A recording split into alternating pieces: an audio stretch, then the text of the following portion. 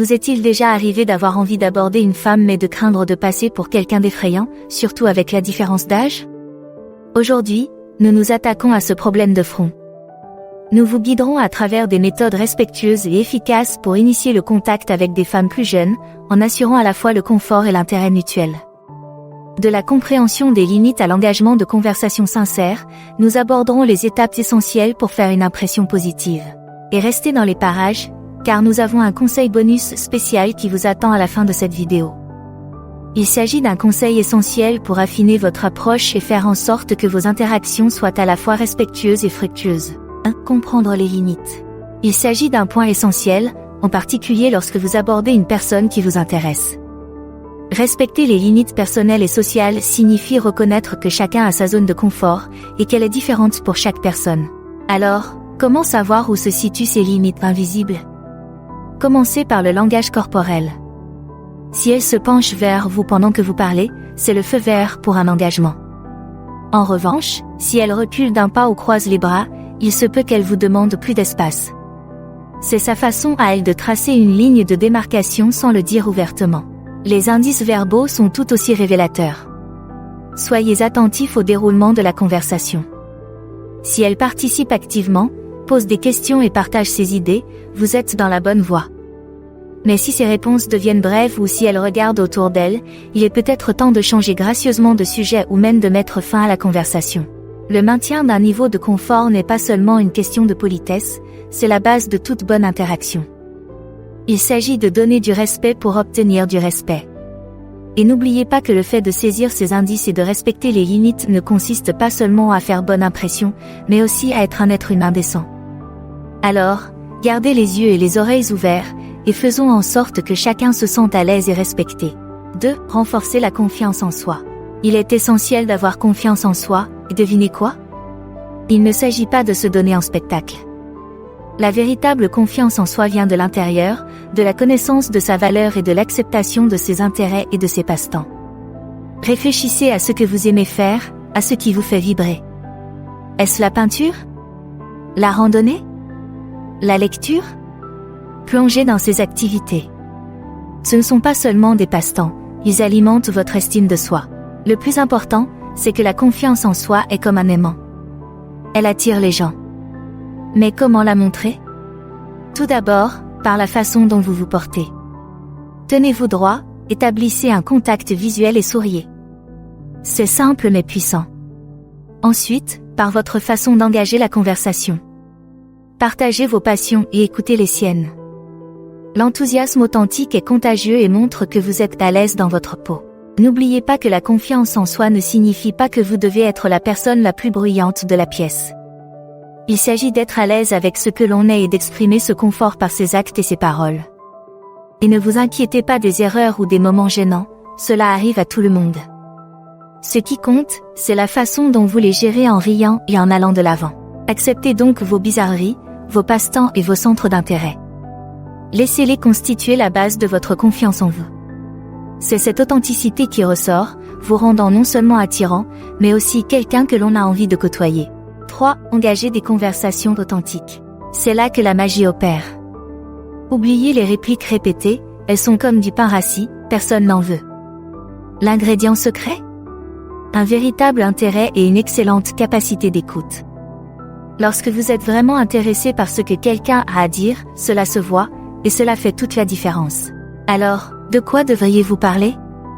Essayez d'aborder des sujets qui suscitent l'intérêt des gens. Il peut s'agir de voyages, de livres, de films ou même de nourriture. Tout le monde mange, n'est-ce pas?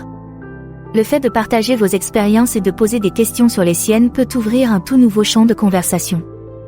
Il ne s'agit pas d'une simple discussion, mais d'un échange, d'un moyen de se connecter à un niveau plus profond.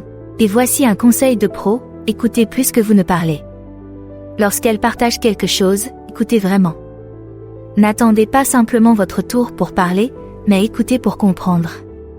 Posez des questions complémentaires qui montrent que vous êtes intéressé. C'est comme si vous disiez « Je vous entends et j'ai envie d'en savoir plus ». C'est ainsi que l'on crée des liens significatifs. N'oubliez pas que l'objectif est d'avoir une conversation, pas un interrogatoire. C'est une voie à double sens. En partageant vos histoires et vos expériences, vous ne vous contentez pas de parler, vous vous connectez, et c'est là que naît un véritable intérêt. Alors, restez concret, engageant, et observez les conversations simples se transformer en connexions significatives. J'espère que vous appréciez ce que nous avons abordé jusqu'à présent. Si c'est le cas, pourriez-vous nous apporter votre soutien? Un simple like, un commentaire ou un abonnement à la chaîne peuvent faire une grande différence. Mais pour nous, il ne s'agit pas seulement de chiffres, il s'agit de construire une communauté. Votre contribution façonne notre contenu, alors partagez vos idées ci-dessous. 4. Exploiter les intérêts communs.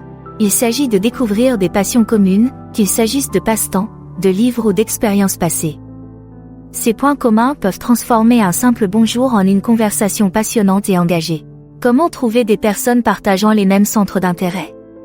L'un des meilleurs moyens est de rejoindre des clubs ou des groupes qui correspondent à vos passions. Vous aimez lire? Rejoignez un club de lecture. Vous ne vous lassez pas du plein air? Trouvez un groupe de randonnée. Ces structures offrent un environnement naturel et détendu pour rencontrer des personnes qui s'enthousiasment pour les mêmes choses que vous. Faire partie de ces groupes n'ouvre pas seulement la porte à de nouvelles amitiés, mais vous donne également une base fantastique pour les conversations. Vous ne partez pas de zéro, vous avez déjà quelque chose en commun. Ce centre d'intérêt commun est le point de départ de votre conversation, votre point de contact. Et voici le meilleur, lorsque vous rencontrez quelqu'un dans ces groupes, vous savez déjà que vous avez quelque chose à vous dire. Ce n'est pas forcé, c'est organique. Vous n'essayez pas de faire la conversation, vous partagez quelque chose que vous aimez tous les deux. C'est la force de l'exploitation des intérêts communs. Il s'agit de créer des opportunités de connexion authentiques et enthousiastes. Alors, plongez dans vos hobbies et vos centres d'intérêt, rejoignez des groupes et observez-les devenir le pont vers des conversations et des relations significatives. 5. Comprendre l'étiquette des rencontres modernes. Comprendre l'étiquette des rencontres modernes est essentiel dans le monde numérique d'aujourd'hui.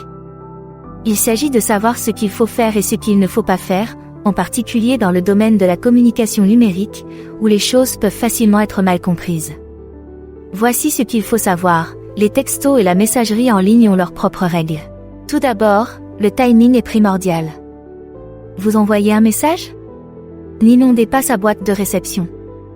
Un message ou deux suffisent pour montrer votre intérêt, mais laissez-lui le temps de répondre. Et si elle répond, le fait d'échelonner vos réponses montre que vous êtes attentionné. Les réponses instantanées ne sont pas nécessaires, mais ne la laissez pas en suspens pendant des jours non plus. Ensuite, le ton peut être délicat dans les textos.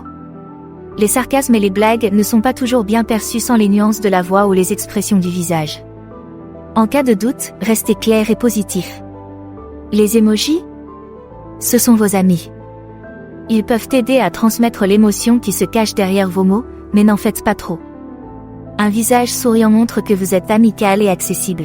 Autre point important, respectez ses limites numériques comme vous le feriez en personne. Si elle semble moins réactive ou moins intéressée par les textos, c'est le signe qu'il faut se calmer. La communication numérique repose sur le respect et l'intérêt mutuel, tout comme les interactions en face à face. Dans les rencontres modernes, comprendre ces nuances numériques peut vous aider à naviguer dans les interactions sans marcher sur les plates-bandes. Il s'agit de s'adapter aux nouvelles normes tout en restant authentique. Gardez ces conseils à l'esprit et vous verrez que la communication à l'ère numérique n'est pas seulement facile, elle peut aussi être amusante. 6. Gérer le rejet avec élégance. Tout le monde est confronté au rejet à un moment ou à un autre, mais c'est la façon dont vous y faites face qui compte. Tout d'abord, reconnaissez vos sentiments. Il est normal d'être déçu, mais ne laissez pas ce sentiment vous définir. Prenez un moment, puis changez de perspective. Considérez le rejet comme une réorientation et non comme un panneau d'arrêt. C'est une occasion de grandir, d'apprendre et d'aller de l'avant. Ensuite, gardez votre dignité intacte. Répondez avec gentillesse et respect, même si cela vous semble difficile.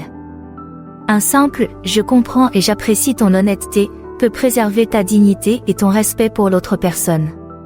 Non seulement vous faites preuve de maturité, mais vous laissez aussi la porte ouverte à de futures interactions positives. Et voici une règle d'or, ne le prenez pas personnellement. Chacun a ses préférences et ce n'est pas un reflet de votre valeur. Utilisez le rejet comme une expérience d'apprentissage. Réfléchissez à l'interaction et voyez s'il y a quelque chose que vous pourriez vouloir ajuster à l'avenir. Mais n'oubliez pas que la solution n'est pas de changer qui vous êtes, mais d'affiner votre approche. Enfin, restez positif et continuez à aller de l'avant. Il existe un monde entier rempli d'opportunités d'entrer en contact. Le rejet n'est qu'une partie du voyage, pas la destination. Avec chaque expérience, vous vous rapprochez de ces connexions significatives. Alors, relevez la tête et passez à l'aventure suivante. Voici un conseil supplémentaire qui peut vraiment faire ressortir vos interactions, le pouvoir des compliments sur les traits non physiques.